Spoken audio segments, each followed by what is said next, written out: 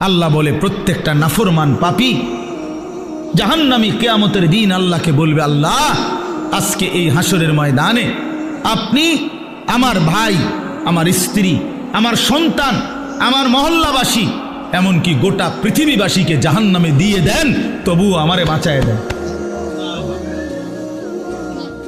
ওয়ামান ফিল আরদি জামিআ, প্রয়োজনে জমিনের সমস্ত মানুষকে জাহান্নামে দেন, সুম্মা ইউনজি, তবু আমারে বাঁচিয়ে দেন। এমন আগুন আমি সইতে পারবো না মাওলা। কারণ কোরআন শরীফে আছে যে সরাসরি হাসরবাসী আখিরাতে হাসরের মাঠে ফেরেশতারা জাহান্নামকে টেনে আনবে। ওয়াজিআ ইয়াউমাইদিন বিজাহান্নাম, জাহান্নামকে দুই চোখে দেখবে মানুষ।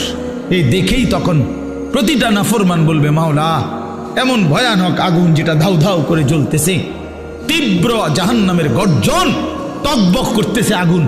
আল্লাহর নবী বলবেন, জাহান্নামের বিকট গর্জনে গোটা হাসরের ময়দানের ইমানদার নাফরমান, আরে নবী আউলিয়া সিদ্দিক পর্যন্ত চিৎকার দিয়া বলবে, ইয়া রব্বি নফসি নফসি।